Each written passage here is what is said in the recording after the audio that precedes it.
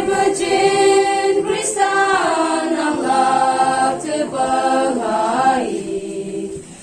Ubai tan berhapahi pangi mai pa,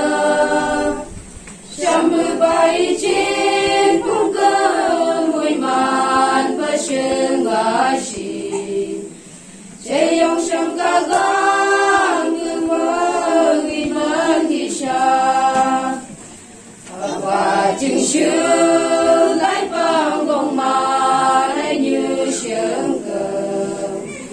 chung gom cả chỉ long ngắm pha nên nghi mơ thơ ang bung cả như bơ kí con tên từ cầm bài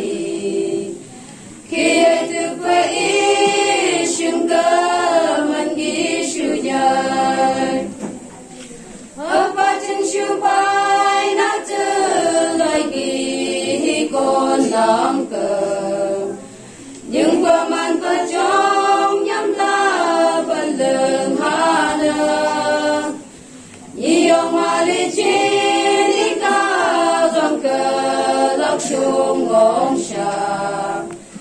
ca gam nghi nhai chư ngài am phung ở như hoa và chừng xưa lại bằng gồng mà lại như sương cờ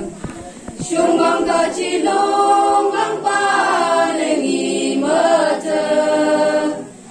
am cùng cả